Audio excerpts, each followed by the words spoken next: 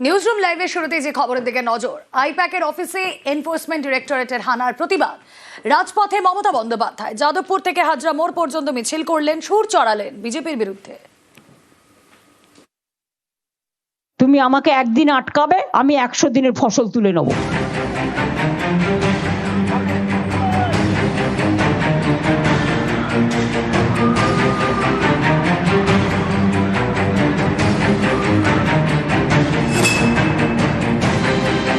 বলছে কয়লার টাকা কে খায়? অমিত শাহ খায়, হোম মিনিস্টার। গদ্দারের থ্রুতে টাকা যায়, গদ্দার অ্যাডপ্টেড সন হয়ে গেছে। সাথে আছে এক জগন্নাথ, জগন্নাথের থ্রুতে টাকা যায় শুভেন্দু অধিকারীর কাছে, আর শুভেন্দু অধিকারীর থ্রুতে টাকা যায় অমিত শাহর কাছে। শুনুন, আপনাদের ভাগ্য ভালো এখনো যে আমি চেয়ারে আছি বলে না ওই পেন ড্রাইভ গুলো বাইরে বের করে দিই না, আমি কিন্তু ভান্ডা ফাঁস করে দেবো।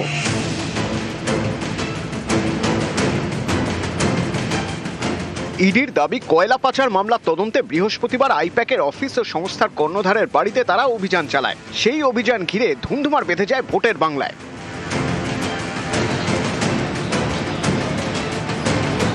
শুক্রবার এই নিয়ে বিজেপির বিরুদ্ধে মমতা বন্দ্যোপাধ্যায়ের সুর সপ্তমে। লক্ষ্মণের দণ্ডি পেরিয়ে গেলে কিন্তু আর সামলে রাখতে পারবেন না। আমি অনেক কিছু জানি, বলি না শুধু দেশের স্বার্থে। আমি কাল যা করেছি as a all India Trinamool কংগ্রেসের চেয়ারম্যান করেছি, এবং যা করেছি আমি কোনো অন্যায় করিনি।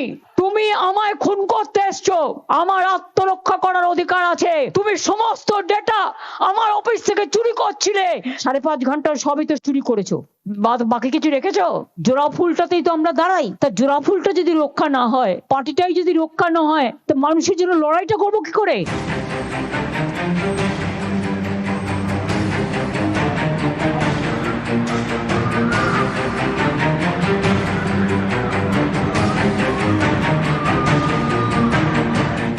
তৃণমূলের পরামর্শদাতা সংস্থা আইপ্যাকের কর্ণধার প্রতীক জৈনের বাড়ি এবং অফিসে হানা দিয়েছে ইডি, যার প্রতিবাদে এদিন পথে নামেন মমতা বন্দ্যোপাধ্যায়। যাদবপুর এইডবি থেকে হাজরা মোড় পর্যন্ত মিছিল করেন।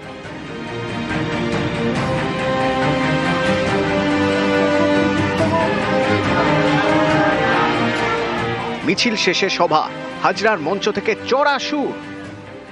14তে যখন পিএম হয়েছিল, আইপ্যাক কাজ করেছিল নরেন্দ্র মোদীর হয়ে, চন্দ্রবাবু নাইডুর হয়ে কাজ করেছিল, নীতিশ কুমারের হয়ে কাজ করেছিল, জগন রেড্ডির হয়ে কাজ করেছিল। তখন প্রশান্ত কিশোর ছিল।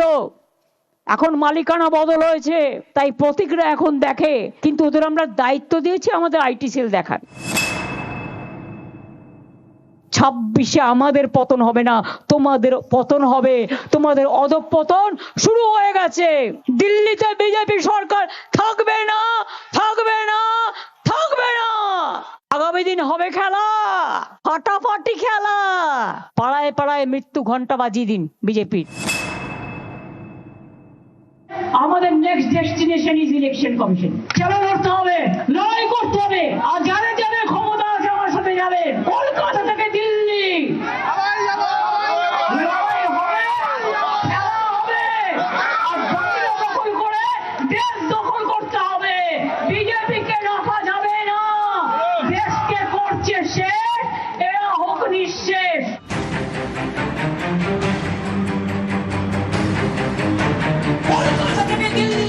নিউজ 18 বাংলা।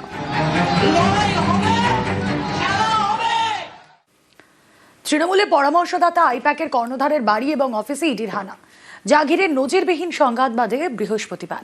এই ঘটনায় জোড়া এফআইআর করলেন মমতা বন্দ্যোপাধ্যায়। নথি চুরি এবং অনুমতি ছাড়া প্রবেশের মতো অভিযোগে মামলা, স্বতঃপ্রণোদিত হয়ে এফআইআর পুলিশেরও।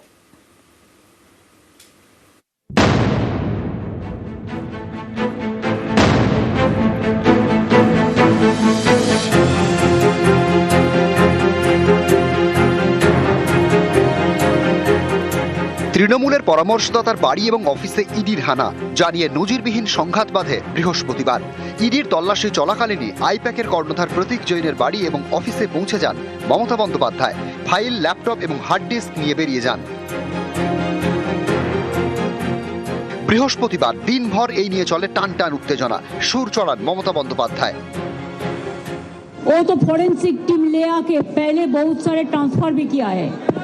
वो जो किया है क्राइम किया है, इसका बारे में एफआईआर होगा फॉरेंसिक टीम का बारे में। আমাদের পার্টির সব ডেটা, সমস্ত ল্যাপটপ, সমস্ত আইফোন বা ফোনে যে সমস্ত স্ট্র্যাটেজি আছে ইলেকশনের, ইনক্লুডিং এসআইআর আমাদের কাজ চলছে মানুষকে সাহায্য করবার জন্য, সেগুলো সব ওরা ফরেন্সিক টিম নিয়ে এসে সকাল থেকে ট্রান্সফার করেছে এবং সেই অথরাইজ টিমের কাছ থেকে সব কাগজ ছিনিয়ে নেওয়া, সব লুট করা এবং কাগজ টেবিলগুলো পুরো ফাঁকা পড়ে রয়েছে। রণংদেহী মেজাজে চড়া সুর, তারপর জোড়া এফআইআর দায়ের করেন মমতা বন্দ্যোপাধ্যায়। একটি এফআইআর শেক্সপিয়ার সরণি থানায়, দ্বিতীয়টি বিধাননগরের ইলেকট্রনিক্স কমপ্লেক্স থানায়। অজ্ঞাত পরিচয় ইডি এবং সিআরপিএফ আধিকারিকদের বিরুদ্ধে দায়ের করা দুটি এফআইআরে নথি চুরি, ইলেকট্রনিক্স ডিভাইস চুরি এবং অনুমতি না নিয়ে জোর করে প্রবেশের অভিযোগ করা হয়েছে। এফআইআরে তথ্য প্রযুক্তি আইনের একাধিক ধারা যুক্ত করা হয়েছে। মমতার অভিযোগের ভিত্তিতে দায়ের হওয়া দুটি এফআইআর ছাড়াও স্বতঃপ্রণোদিত হয়ে একটি এফআইআর করেছে পুলিশও। সেটি দায়ের হয়েছে শেক্সপিয়ার সরণি থানায়। লড়াই চলছে আদালতেও। একে অপরের বিরুদ্ধে মামলা দায়ের করেছে তৃণমূল এবং ইডি। এদিকে আইপ্যাকের কর্ণধার প্রতীক জৈনের বাড়িতে ইডি হানার সময়কার সিসি ক্যামেরা ফুটেজ সংগ্রহ করেছে পুলিশ। নিউজ 18 বাংলা। বাংলার আইপ্যাক উত্তাপে গরম শীতের দিল্লিও। স্বরাষ্ট্র মন্ত্রকের অফিসের বাইরে 8 তৃণমূল সাংসদের বিক্ষোভ ধর্ণা, তাদের টেনে হিচড়ে চ্যাংদোলা করে প্রিজন ভ্যানে তোলে দিল্লি পুলিশ। আর এর তীব্র নিন্দা করেছেন Mamata Bandyopadhyay.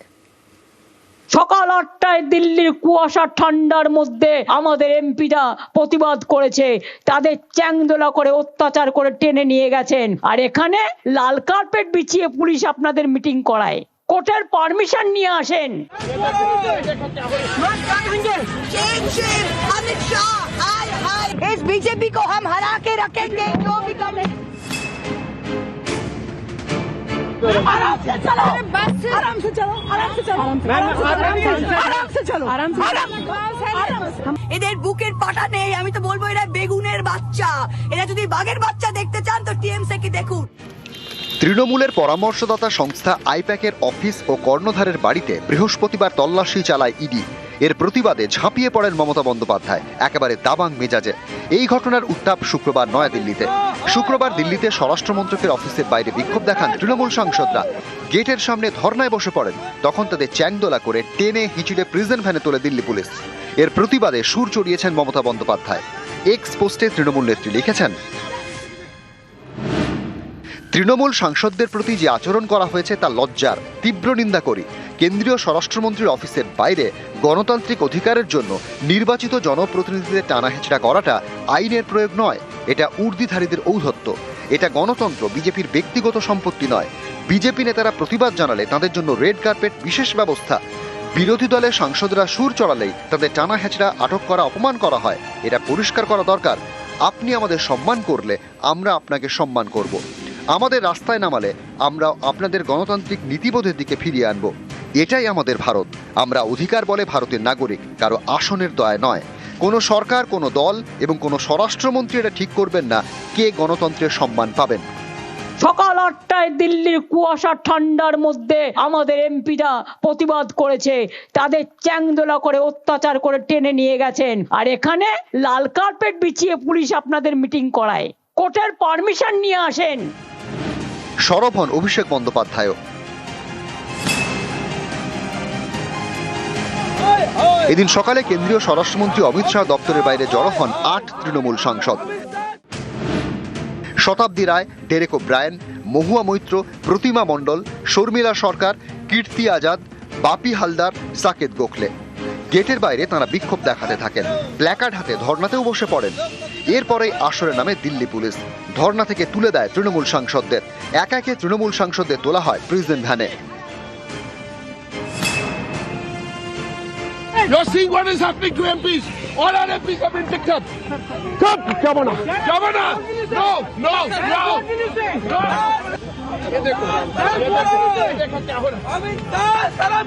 I know it is not your fault. You are acting on behalf of your Home Minister and everybody.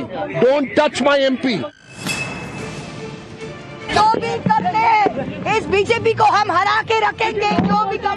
Shem Shem, Amit Shah हाय हाय, इनको लुटेरा डकैती करके हमारा इंफॉर्मेशन बंगाल में हम जीते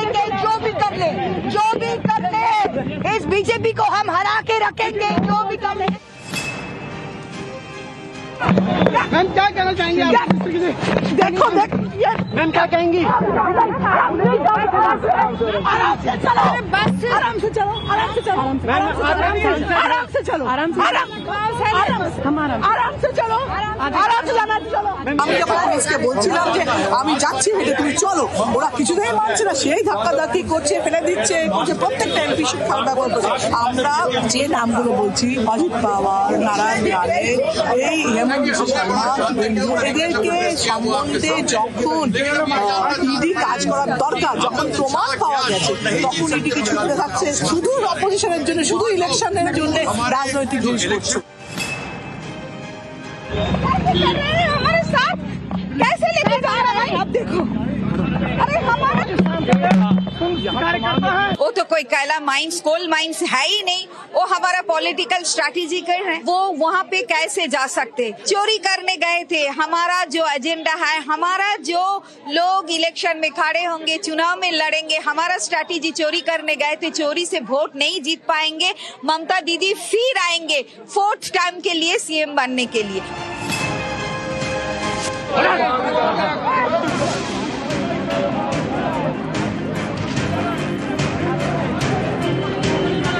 कंटरत कर रहे सर, गणतंत्र का कंटरत कर रहे हैं लोग।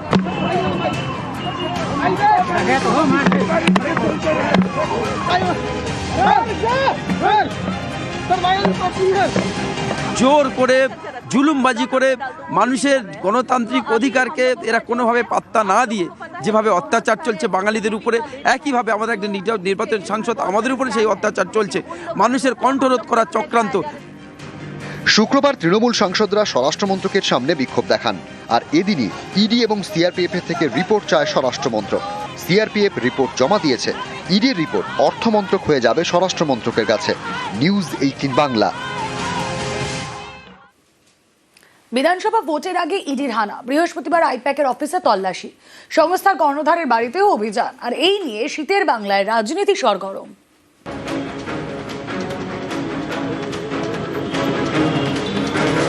বৃহস্পতিবার সকাল সকাল কলকাতায় ইডির হানা।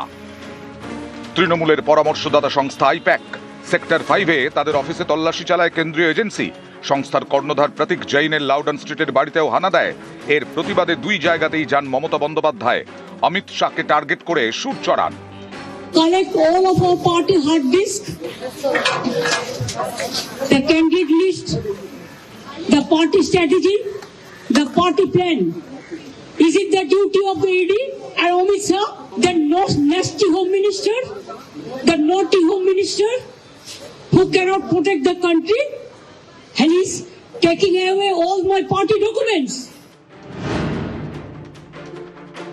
গোটা রাজ্যবাসী এবং গোটা দেশ দেখেছে যে একজন রাজ্যের মুখ্যমন্ত্রী কোথায় নেমে যেতে পারেন। তৃণমূল কংগ্রেস যে দুর্নীতিতে সমর্থক সম্পৃক্ত, মুখ্যমন্ত্রী গতকাল সেটা প্রমাণ করে দিয়েছেন। প্রতি নির্বাচনের আগে এজেন্সির এই অপব্যবহার, মানে গণতান্ত্রিক ব্যবস্থার প্রতি কোনো ধরনের আস্থা না থাকলে তখন এজেন্সিকে এরকম ভাবে ব্যবহার করার চেষ্টা হয়। আর কালকে যে ঘটনা ঘটেছে নজিরবিহীন। গোটা দেশের বিরোধীরা তারা সবাই কালকের ঘটনার চরম নিন্দা করেছে। পশ্চিমবঙ্গ এখনো ভেনেজুয়েলা হয়ে যায়নি। বৃহস্পতিবার দিকে দিকে প্রতিবাদ মিছিল করে তৃণমূল। শুক্রবার পথে নামে বিজেপি।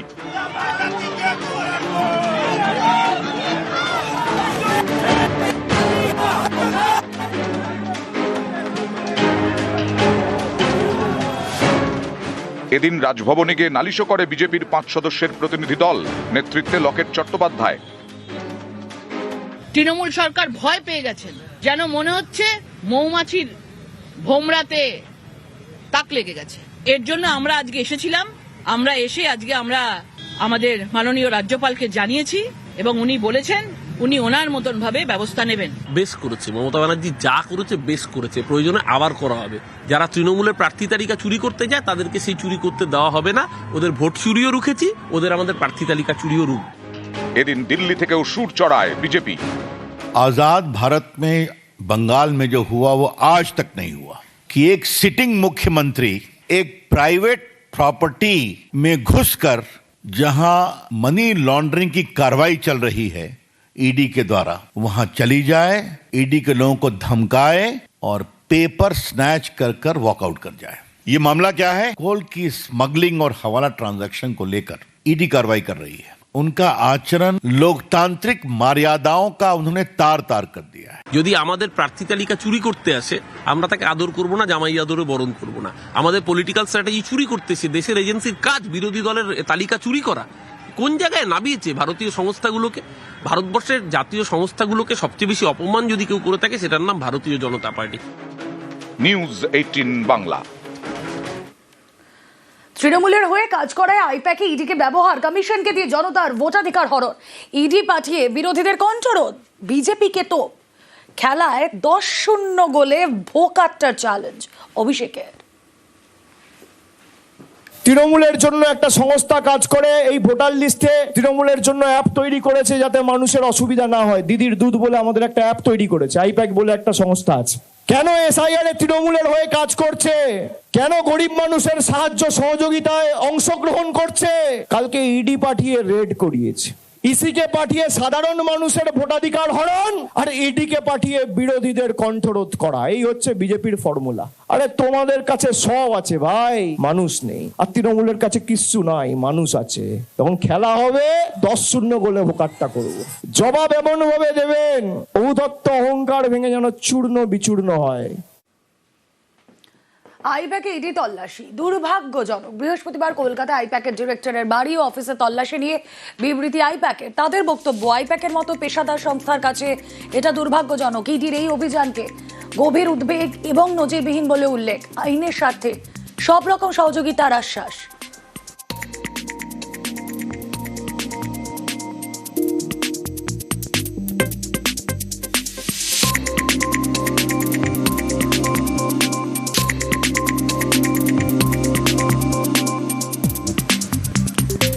পেশাদারি সংস্থায় তল্লাশি দুর্ভাগ্যের, আইপ্যাকের বিবৃতি। তারা মনে করছেন এই ঘটনা অত্যন্ত উদ্বেগের এবং নজিরবিহীন। পেশাদার সংস্থার কাছে এটা দুর্ভাগ্যজনক। পুলিশের বিরুদ্ধে অতি সক্রিয়তার অভিযোগ, জরুরি ভিত্তিতে শুনানির জন্য ইডির আবেদন খারিজ কলকাতা হাইকোর্টে। শুনানি হবে 14 জানুয়ারি, অর্থাৎ আপাতত পুলিশের কাজে হস্তক্ষেপ নয় আদালতের। আর এই নিয়ে জোর চর্চা।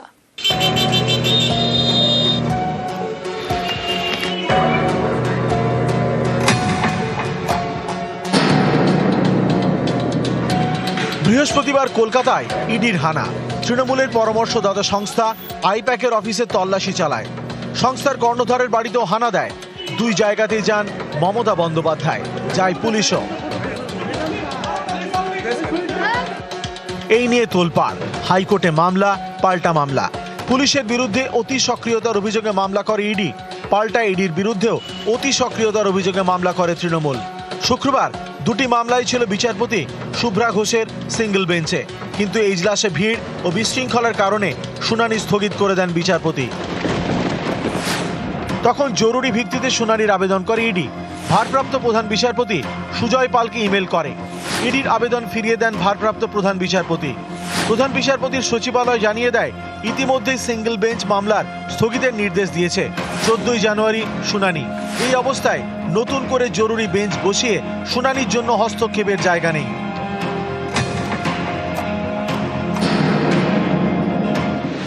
এদিন বিচারপতি শুভ্রা ঘোষের এজলাসে ইডি একগুচ্ছ আবেদন করে।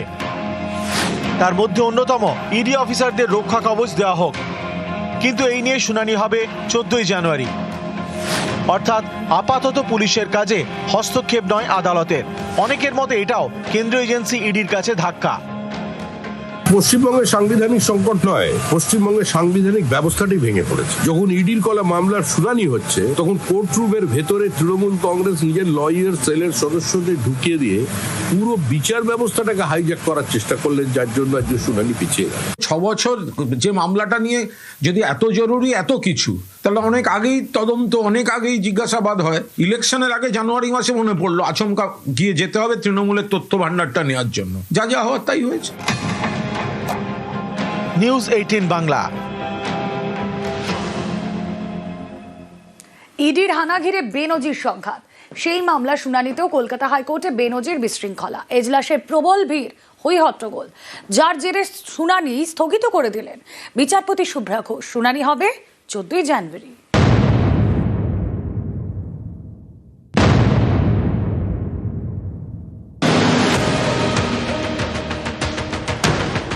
বৃহস্পতিবার আইপ্যাকের অফিসে ইডি হানা ঘিরে বেনজির সংঘাত।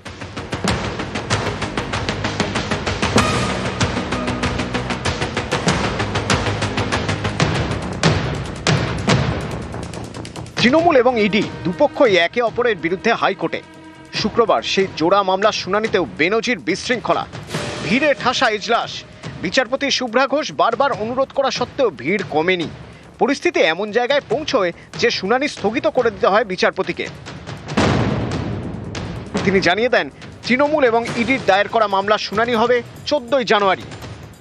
এক গুচ্ছ আবেদন নিয়ে কলকাতা হাইকোর্টে যায় ইডি। ইডি চায় বৃহস্পতিবারের ঘটনার তদন্ত করুক সিবিআই। ইডির অভিযোগ, মুখ্যমন্ত্রী এবং রাজ্য পুলিশের উপস্থিতিতে তাদের তদন্তে বাধা দেওয়া হয়েছে। আইপ্যাকের কর্ণধারের বাড়ি এবং অফিসের সমস্ত সিসি ক্যামেরার ফুটেজ সংরক্ষণ করে আদালতে পেশ করা হোক। সমস্ত নথি, ডিজিটাল ডিভাইস সহ ঘটনাস্থল সিল করা হোক।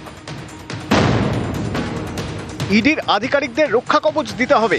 ঘটনাস্থল থেকে নিয়ে যাওয়া নথি ফেরত দিতে হবে। পাল্টা ইডির বিরুদ্ধে একগুচ্ছ অভিযোগ তৃণমূলের। রাজ্যের শাসক দলের দাবি, ইডি অতি সক্রিয় হয়ে অভিযান চালিয়েছে, তৃণমূলের একাধিক গুরুত্বপূর্ণ নথি হাতিয়েছে। তাদের আবেদন, দলীয় নথি ফেরত দিক ইডি, এসআইআর সংক্রান্ত নথিও ফেরত দিক। এদিন সকালে বিচারপতি শুভ্রা ঘোষের এজলাসে বৃহস্পতিবারের ঘটনা নিয়ে দৃষ্টি আকর্ষণ করে জরুরি ভিত্তিতে শুনানির আর্জি জানায় ইডি। মামলায় মমতা বন্দ্যোপাধ্যায়কেও যুক্ত করার আবেদন জানায় কেন্দ্রীয় তদন্তকারী সংস্থা। আবেদন মেনে নেন বিচারপতি। কোর্টে প্রচুর ভিড় হয়ে গেছিল। জজ সাহেব লয়ারদের রিকোয়েস্ট করেছিল যাতে বাইরে চলে যায়, অনেক লয়ার। জজ সাহেব যথেষ্ট চেষ্টা করেছিল, একটু হই হই হচ্ছিল, তা সেই জন্য জজ সাহেব আজ শুনলেন না, বললেন না আমি এভাবে মামলা শুনি না। 14 তারিখে গেছে।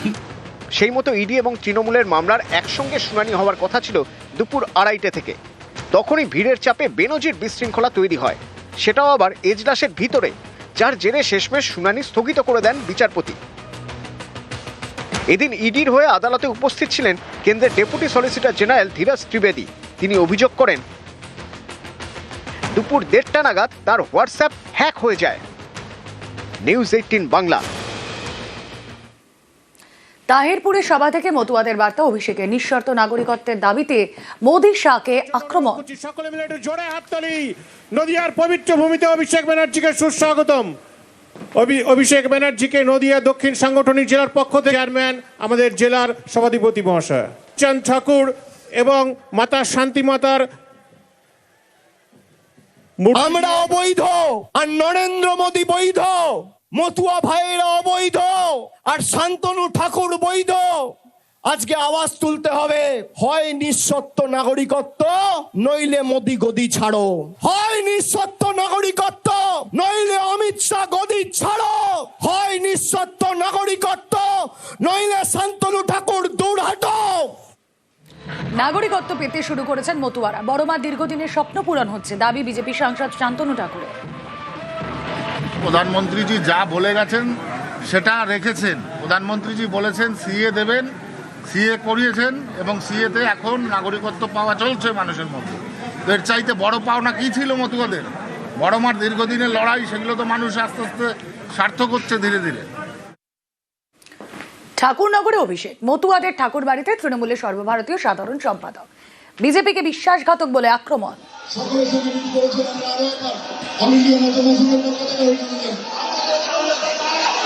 যারা মতুয়া ভাইদের বৃদ্ধাঙ্গুষ্ঠ দেখাচ্ছে ভোটে জিতে গিয়ে, যারা কোনোদিন মানুষের পাশে দাঁড়ায়নি, এবং তাদের প্রতিনিধিরাই বলছে যদি 1 লাখ মতুয়া ভাইয়ের নাম বাদ যায়, 5 লাখ মতুয়া ভাইয়ের নাম যায়, তাহলে যাবে।